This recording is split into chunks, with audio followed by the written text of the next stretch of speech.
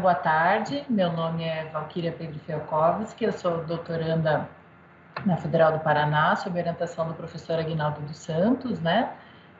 Faço parte do Núcleo de Design e Sustentabilidade e tenho estudado as questões relacionadas a Data Science, né, Big Data, relacionadas ao design para o comportamento sustentável, com numa lente mais do design estratégico, né, olhando esses temas mais amplos.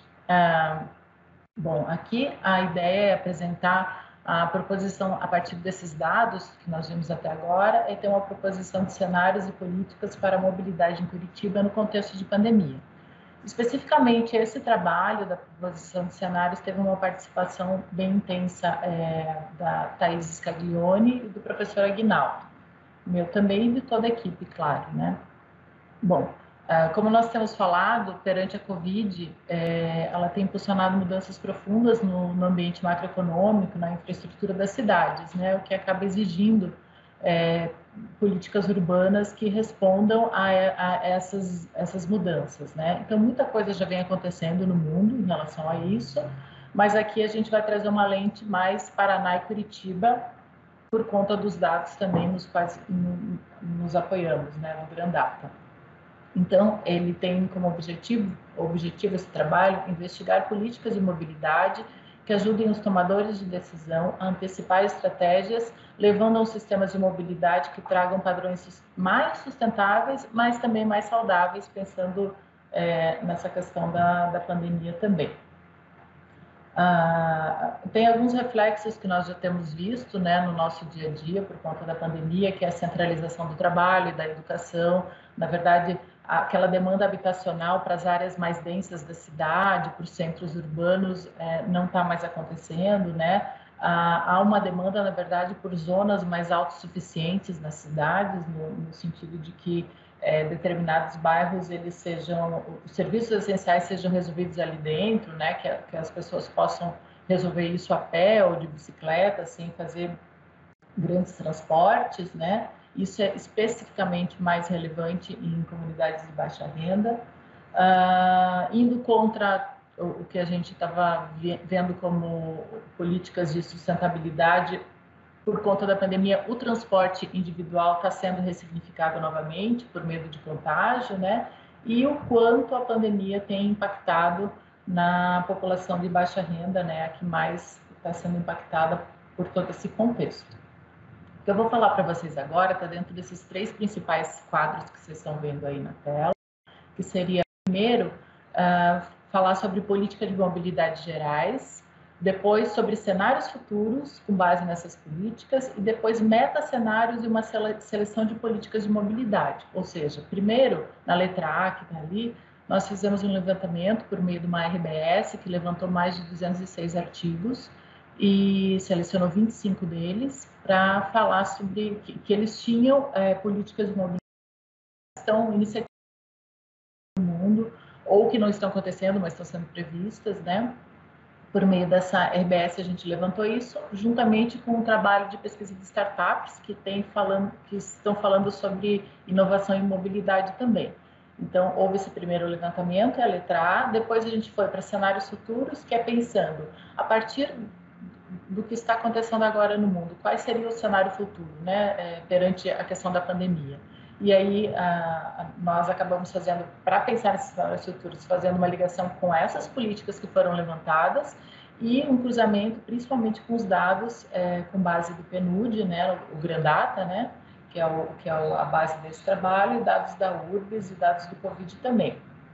Isso possibilitou o desenvolvimento de meta-cenários para a cidade de Curitiba. E aí a gente vai para a letra C, que é políticas de acordo com o cenário futuro. Então, pensando nesses cenários futuros desenvolvidos, nós selecionamos algumas dessas políticas levantadas e avaliamos, né, como que essas políticas atenderiam a cada um dos cenários. Esse processo foi feito de maneira por workshops, todos online, né, de maneira síncrona e assíncrona, usando o Science Research. E tivemos um momento que foi um workshop interno entre os integrantes da própria equipe e depois uma validação desses resultados do workshop por meio de um workshop externo.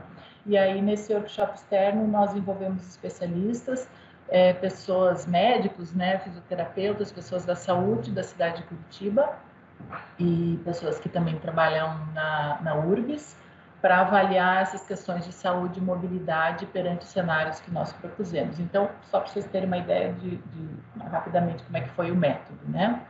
Então, falando daquela primeira parte, a letra A de políticas gerais, nós levantamos 35 políticas, separamos elas em cartas, como vocês devem estar vendo aí, é bastante coisa, não tenho tempo de explicar, mas nós vamos disponibilizar esses cards para vocês, se houver o interesse, né? Então, aí tem muito do que foi levantado na leitura de startups. Aí a gente a gente levantou todas essas políticas e aí a gente entende que não é possível generalizar. Na verdade, elas são genéricas, a gente tem que olhar com o foco Curitiba, né? O foco dentro da nossa cidade. Então, mostra a relevância do trabalho, isso tudo, porque mostra a importância de se ter protocolos que facilite a customização dessas políticas, ou seja, localizar essas políticas gerais que nós levantamos é um trabalho relevante agora. E a gente fez isso por meio de metacenários, né? E tem uma imagem alusiva, que é como em 1930 as pessoas imaginavam fazer uma videochamada, a gente achou interessante colocar aí, para lembrar que a gente está pensando no futuro um pouco mais à frente, né? A questão do metacenário é essa. Aí a gente levantou 3 cenários futuros, são meio óbvios, né? Mas as políticas que vão aqui dentro não. Então, seria perante a pandemia, num cenário otimista, seria um momento, a partir do momento que o vírus é erradicado, né? Após os esforços coordenados, regionais e internacionais, provavelmente por conta de vacinas, né? Ou um cenário pessimista, no qual a resposta da saúde não consegue controlar a propagação do vírus, ou um cenário cauteloso, que é um misto disso, né? Talvez seja o que a gente está vivendo agora, ou também não sei avaliar, que seria uma resposta da saúde pública eficaz, mas ainda recorrências localizadas e novas ondas ocorrendo, né? Aí o que nós fizemos? Tanto a nossa equipe quanto os workshops que eu falei, avaliaram as 35 políticas gerais e deram notas de 1 a 10 perante os cenários que foram apresentados. E todos foram avaliados em relação à viabilidade, barreiras de implantação e o nível de inovação no contexto Curitiba.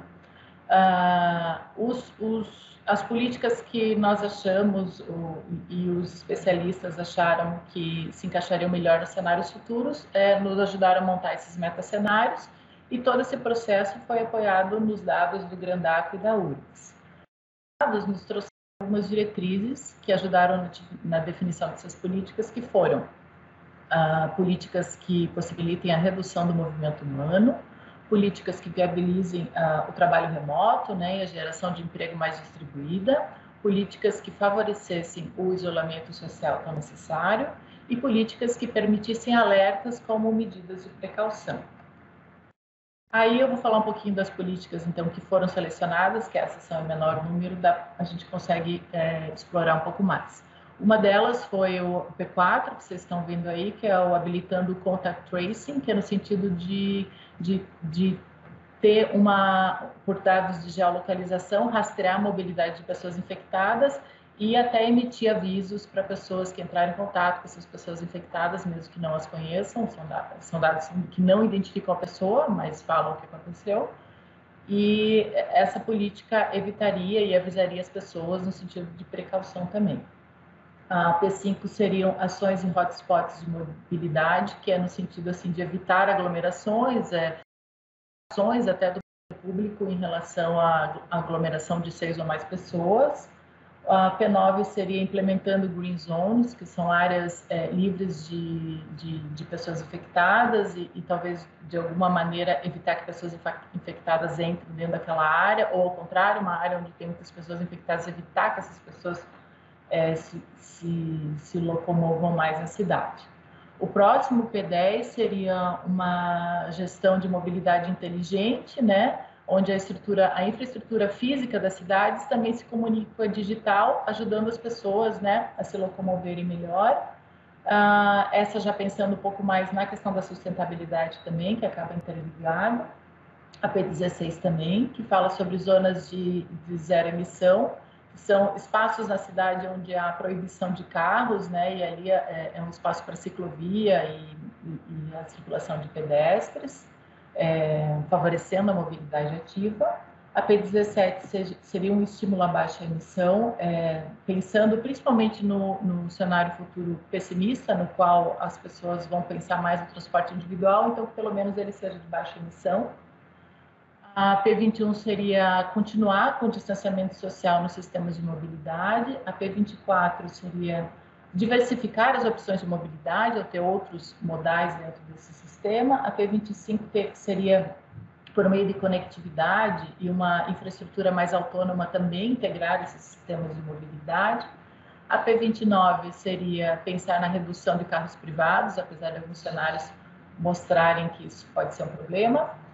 E a última seriam serviços personalizados para uma mobilidade compartilhada, por exemplo, teria o compartilhamento, mas talvez num espaço um pouco menor que o transporte público, ônibus um pouco menores, ou como se fosse Uber Pool de ônibus, alguma coisa assim, no qual as pessoas pudessem selecionar ali as suas rotas. Então, perante essas políticas que eu falei para vocês, versus os cenários futuros que nós havíamos visto, a gente alocou algumas, esse slide que vocês estão vendo, dentro de um cenário otimista. A gente entende que as políticas que melhor funcionariam seriam essas, aquela de implementação de zonas verdes, integrar os sistemas de mobilidade, ter o favorecimento de zonas de zero emissão, né, mais para pedestres, ter uma redução do uso de carros privados, e promover serviços personalizados de mobilidade compartilhada, dentro do cenário otimista. No cenário pessimista, as políticas são um pouco mais são um pouco mais invasivas, né? Porque o cenário exige isso. Então seria ter aquelas ações de hotspots, né? Evitando aglomeração, ter o contact tracing para monitorar pessoas infectadas e um estímulo à baixa emissão na mobilidade. Já no contexto cauteloso, acaba tendo mais políticas, né, porque acaba sendo misto do pessimista com o otimista. Então, continuaria com o distanciamento social na mobilidade, uma mobilidade mais inteligente, o estímulo à baixa emissão, zonas de zero emissão, promover a diversidade da mobilidade, atuar com os hotspots também, e ter também esses serviços personalizados de mobilidade compartilhada. Então, essas foram as principais políticas levantadas e usadas para montar esses metacenários. Eu agradeço a todos, né? Agradeço a essa parceria muito legal que foi trabalhar com o pessoal da UTF-PR também, e com os dados das Nações Unidas, data, foi bem bacana. E agradeço novamente. Obrigado, Valquíria. Então, para concluir aqui a nossa última fala, convido aqui a doutora Geisa Caroline Prado, professora do Departamento de Design, nossa expert em mobilidade ativa. Professora Geisa, o palco é seu. Muito obrigada, professor Aguinaldo. Eu vou compartilhar, então, minha tela aqui com vocês.